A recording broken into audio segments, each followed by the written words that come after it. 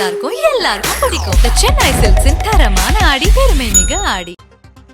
மக்களவை தேர்தல் தோல்வி குறித்து இபிஎஸ் தற்பொழுது ஆலோசனையில் ஈடுபட்டு வருகிறார். விவரங்களோடு இணைந்தார் செய்தியாளர் ரமேஷ். தற்பொழுது நம்மிடையே இணைப்பில் இருந்திருக்கிறார் அதிமுக செய்தி தொடர்பாளர் வைகச்செல்வன். அவரோடு பேசலாம். சார் வணக்கம். மக்களவை தேர்தல் தோல்வி குறித்து தொகுதி வாரியாக அதிமுக நிர்வாகிகளுடன் எடப்பாடி பழனிசாமி ஆலோசனைகள் மேற்கொண்டிருக்கிறார். 2026 இது சாத்தியப்படுவதற்கு என்ன மாதிரியான ஆலோசனைகள்லாம் இருக்கணும்னு நினைக்கிறீங்க? இது கை கொடுக்குமா? வணக்கம். நிச்சயமாக கை கொடுக்கும்.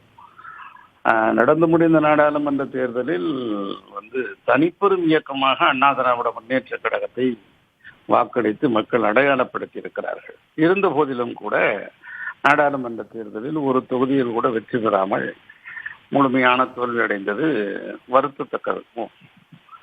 ஆகவே இந்த நிலையில் நாடாளுமன்ற வாரியாக ஒவ்வொரு நிர்வாகிகளையும் அழைத்து மொத்தமாக இருக்கக்கூடியவருடைய கருத்துக்களை கேட்டு தோற்றதற்கான காரணம் என்ன, இல்லை அந்த தோல்வியிலிருந்து எப்படி மீண்டெழுவது, இயக்கத்தை புத்துருவாக்கத்திற்கும் மீட்டுருவாக்கத்திற்கும் எவ்வாறு உள்ளாக்குவது போன்ற கேள்விகளை எல்லாம் கேட்டு அதன் மூலமாக அந்த ஒவ்வொரு நிர்வாகிகளுடைய கருத்துக்களையும் வாங்கி அதனுடைய அடிப்படையிலே அடுத்த கட்டத்தை நோக்கி அழைத்து செல்வதற்கான ஆயத்த பணியாக இந்த சந்திப்பு இருக்கும்.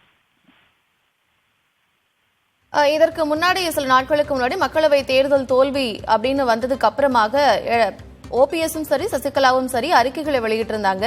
அதிமுக ஒன்றாக இணைந்தால்தான் இது அடுத்த கட்டம் சாத்தியப்படும் அப்படின்னு சொல்லியிருந்தாங்க.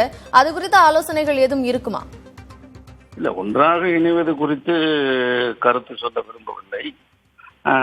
நடந்து முடிந்த இந்த நாடாளுமன்ற தேர்தலுக்கான பின்னடைவுக்கு என்ன காரணம்?